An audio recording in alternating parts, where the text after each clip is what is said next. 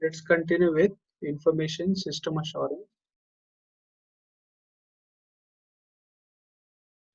Yes, what is the information system assurance?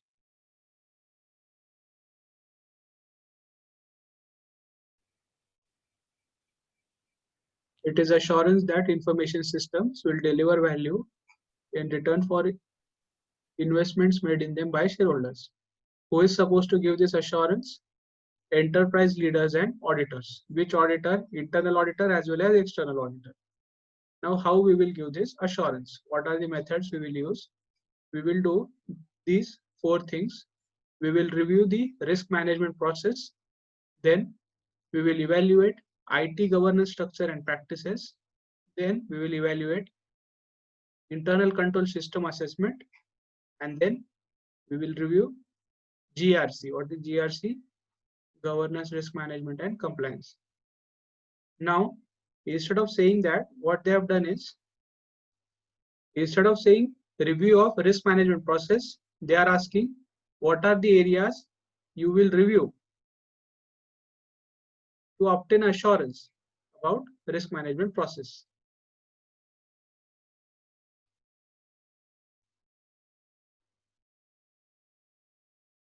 This is the person concerned with assurance activities.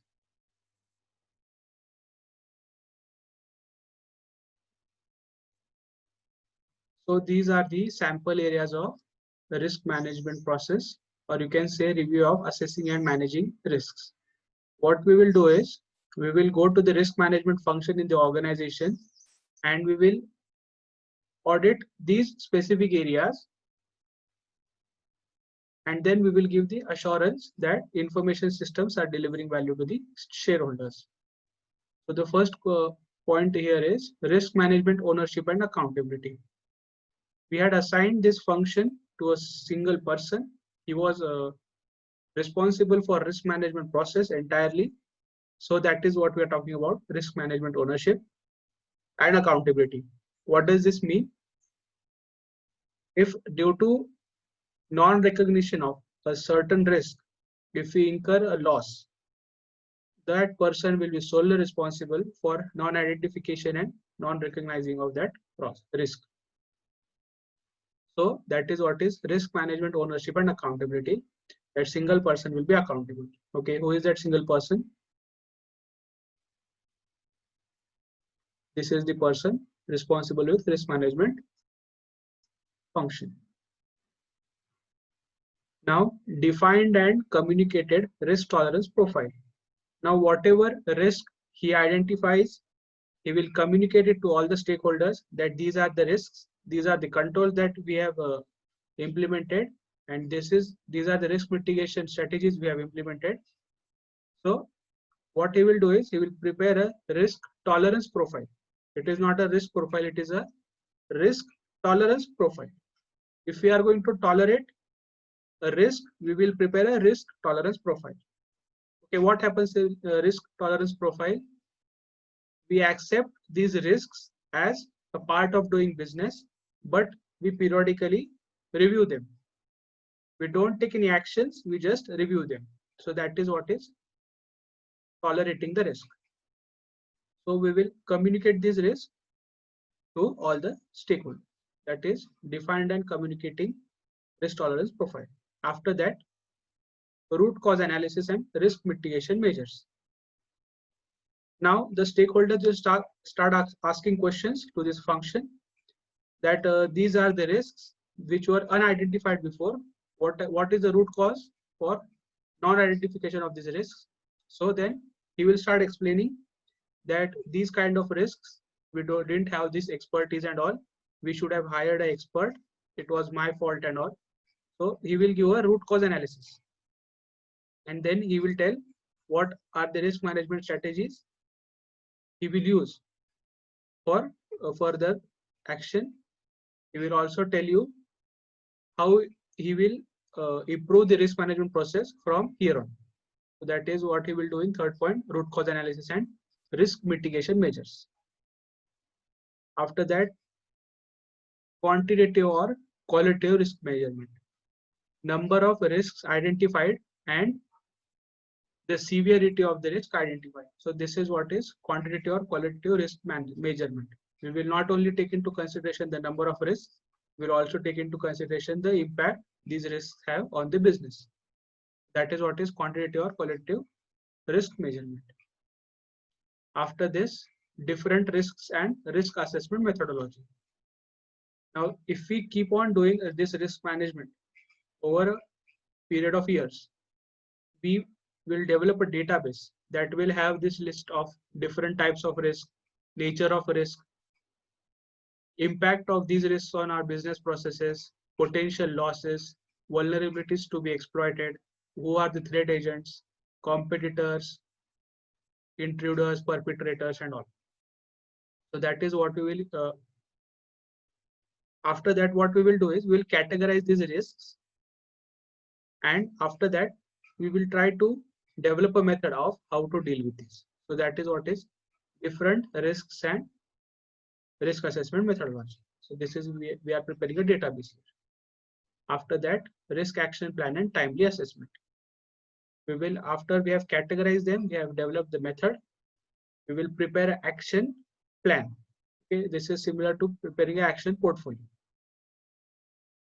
And then we will keep on making timely assessment.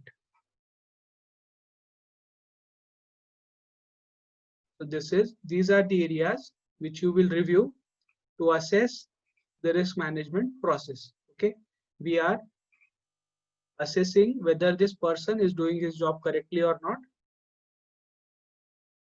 Now here one small point is there. Here we are reviewing controls to make sure risk is identified and mitigated using strategies. Okay, now tell me, what are the risk mitigation strategies? Tolerate, transfer the risk, turn back, then ignore the risk, treat the risk, transfer. So now whenever a question comes for risk management strategies, immediately you must remember these 5 points. This question was related to risk management, but which we are talking about the assurance function. In assurance function, this person will go to the risk management function and he will verify whether he is doing his work correctly or not. And he will audit these sample areas.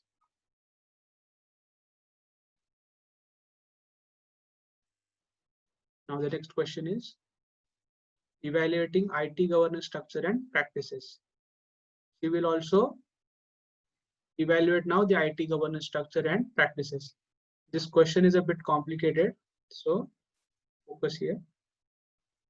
First point is leadership. We will evaluate the leadership.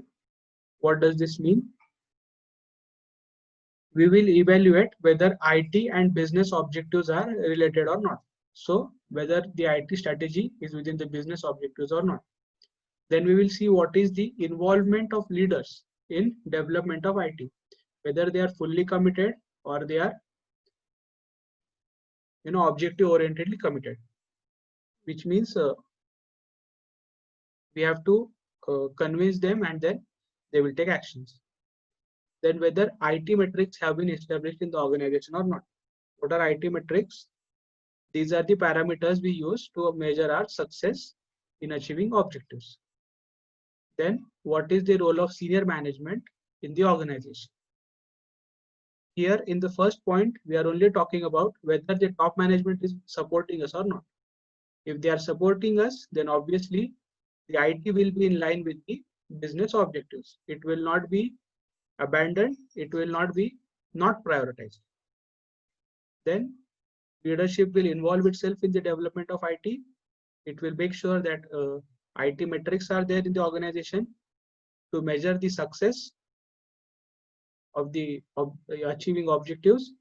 And then the role of senior management will also be clearly defined in the organization, so that if any problem is there, immediately senior management will be communicated.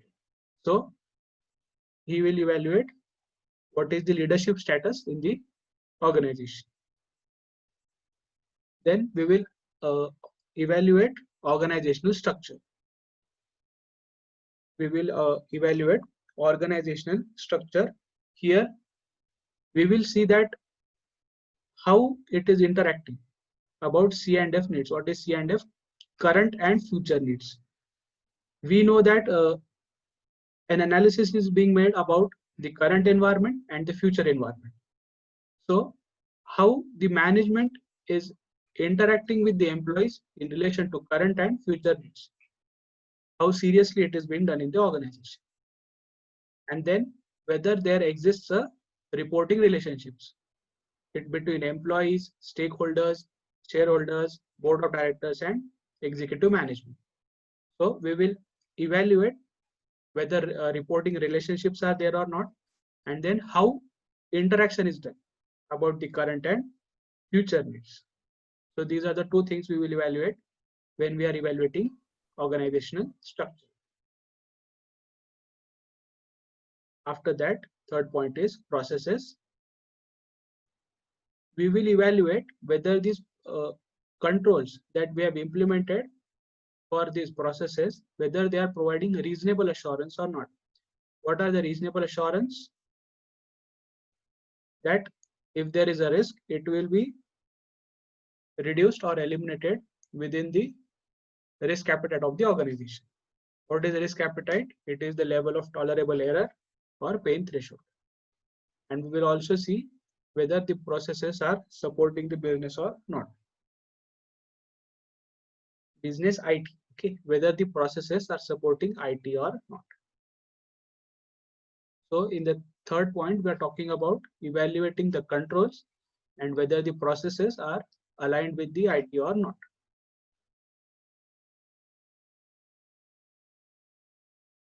After that, risks. That is a 5 governance process: identify, understand, analyze, communicate, and manage. This process, we will see whether it is being done in the organization or not. So basically what we are saying is whether the risk management process is done in the organization or not, and we will determine accountability. Okay, this is the first point we have audited in case of risk management process. What we audited, can you tell me the exact point?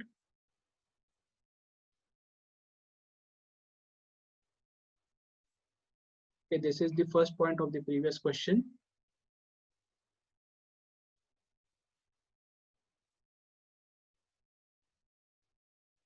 No, I didn't understand. So what was your question, sir, again? In the fourth point, we are doing the risk management process. We are evaluating the risk management process. And after that, we are determining the accountability. Who is the person responsible for risk management function? So when we are now in the previous question, we were auditing risk management function. So what was the first thing we did in auditing risk management function? Risk ownership and accountability. Yes, we are determining risk ownership and accountability. Here, when we are auditing IT governance structure, once again in the fourth point, we will do the same. We will again determine risk management, ownership, and accountability. So the fourth point is same as what we were talking about earlier. Okay, you can see that in assurance, more emphasis will be given to risk management in each and every question. Then the fifth point is controls.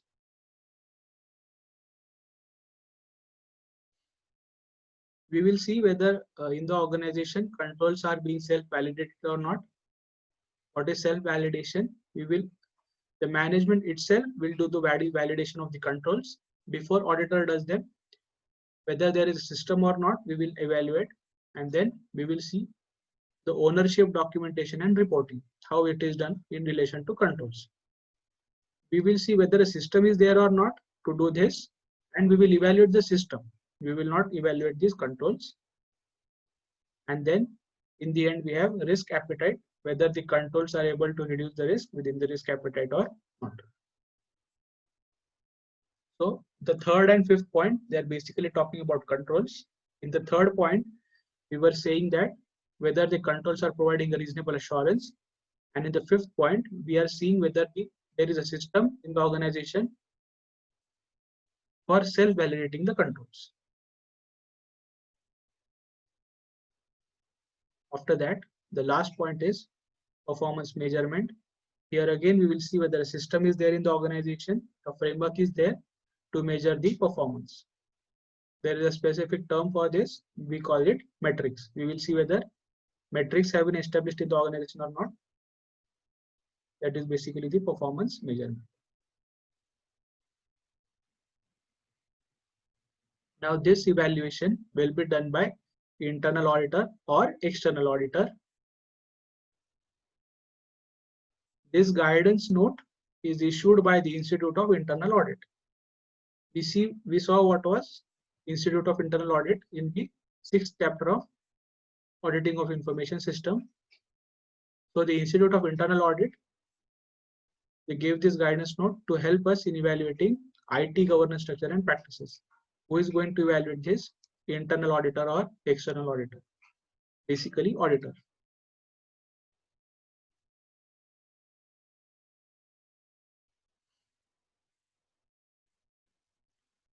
After this, we have, now we will review the GRC requirements. These are the sample areas of GRC for review. Now, this is a big question. It has 9 points, but within this question, there are additional 3 questions. Let's see them. What are these? These are the sample areas for review of GRC requirements. Okay. Now let's see. Scope. Internal auditor. Internal audit must improve GRC. We are seeing whether the internal audit function in the organization, whether it is working effectively or not. Okay, who is doing this audit? Obviously, external auditor is doing this. He is seeing whether the internal audit is improving the GRC or not. Okay, the rest part, ignore that. Okay, that is the only point you have to write in scope, whether it is improving or not. Audit is improving GRC. Then the second point is governance. Internal auditor must accomplish objectives. What are the objectives?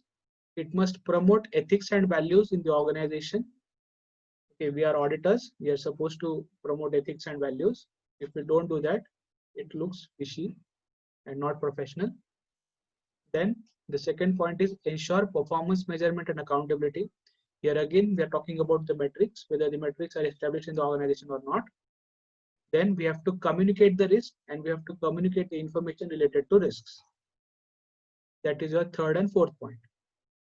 So you can remember these 4 points in relation to governance as PERC, P-E-R-C, PERC. These are basically the objectives that internal auditor must accomplish. These are the governance requirements. Okay, what are these points once again? Promote ethics and values, ensure performance measurement, communication of risk, and communication of information related to risk. Okay, now you can understand why I'm saying this communication of risk and communication of information related to risk. We will communicate the risk to stakeholders and we will communicate information related to risk management function. We will not communicate the information about risk to all the stakeholders. Okay, so we have to decide the appropriate authority and according to that we will communicate the information and risks. So the second point can be asked as an independent question. Okay, what are the objectives of internal auditor in relation to governance function? Or what are the sample areas for review in governance? We have to remember PERC. After that, evaluate enterprise ethics. Okay, in the second point itself, we talked about internal auditor promoting ethics and values. Now we will see whether the enterprise is recognizing the same. So the point is internal auditor must evaluate that organizational ethics DIE. What is DIE?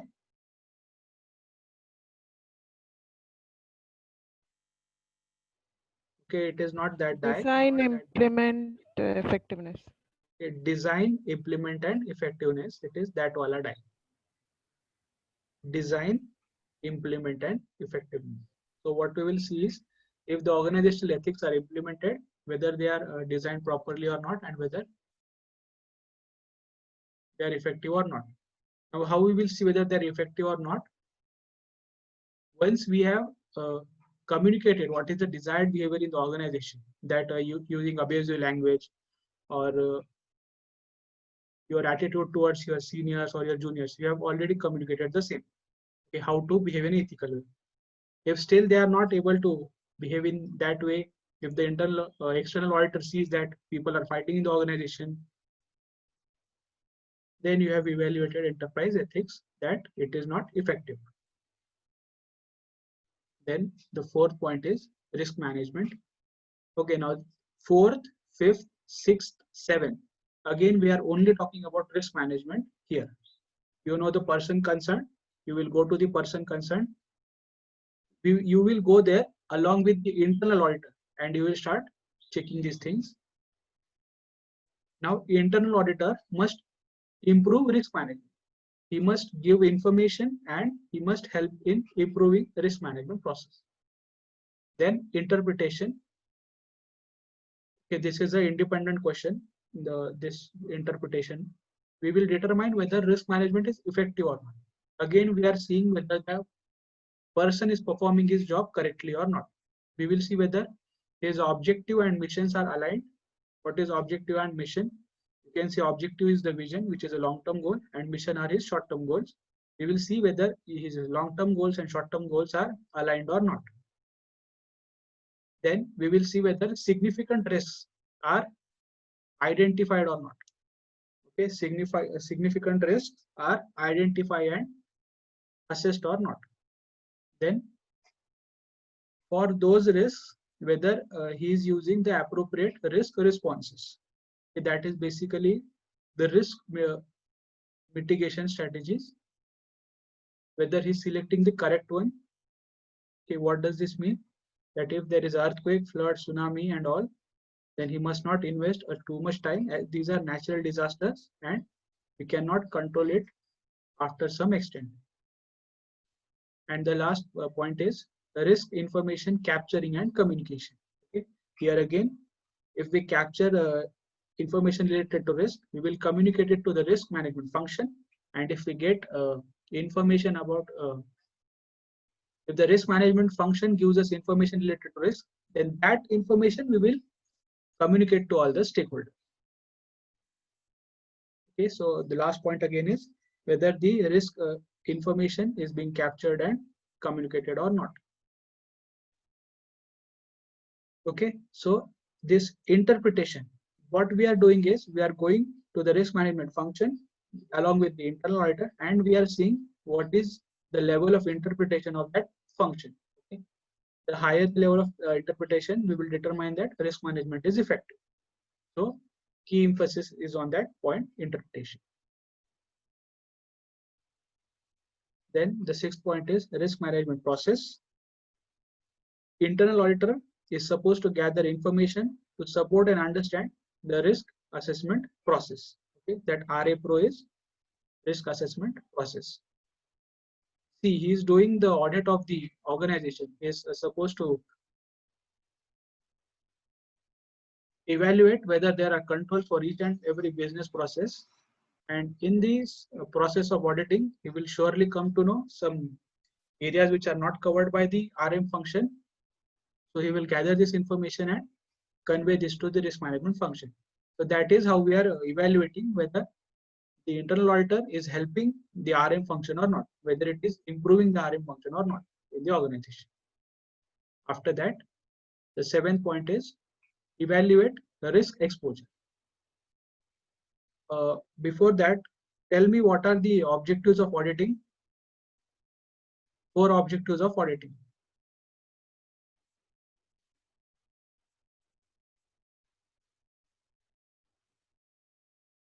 Okay, this is the first question in the chapter of auditing of information system. Objectives of auditing. Asset safeguarding. Yes. No. Yes, yes, correct. Data integrity, says system effectiveness and system efficiency. Yes. So here in this evaluate risk exposure, we are seeing whether we are able to achieve the objectives or not. So this SOA is safeguarding of assets, and SEE is system efficiency and effectiveness. So safeguarding of assets and system effectiveness and efficiency. Then achieve objectives. We will see whether the organization is able to achieve its objectives or not. Objectives of auditing. Then we were talking about data integrity. Here we are talking about reliability and integrity of financial information. Okay. Instead of data, what we will say is, we will say financial information. Reliability and integrity of financial information and compliance with laws. So here they have added one point in objectives of auditing: compliance with law. So this can also come as an independent question. Evaluating risk exposures. You have to remember here SCARE. What is a SCARE? Safeguarding, compliance, achieve, reliability, and system efficiency. So SCARE. Okay, these are the techniques for those questions. Here, what are the governance objectives that internal auditor must accomplish? You have to remember PERC, ERC. Then for remembering this interpretation, remember CARI. What is CARI?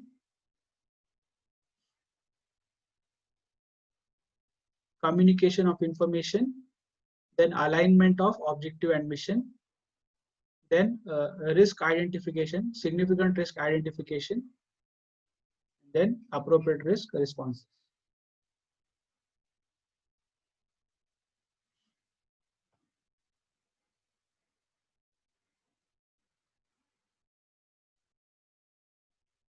Okay, once again, communication of information, then alignment of objective and mission, then appropriate risk responses are, and identification of significant risk. So this is how we'll remember CARI. And then SCARE is evaluating risk exposure. How we will evaluate? We will see whether we are able to achieve the objectives of auditing or not. What are the objectives of auditing? Safeguarding of assets, system efficiency and effectiveness.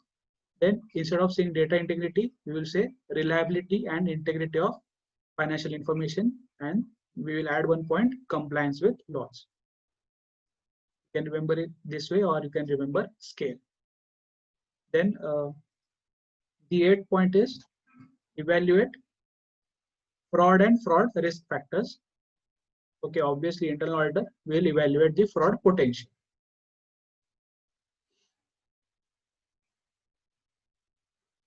Yes, can anyone tell me what are the techniques for specifically for identification of fraud? Only one technique. Can anyone tell?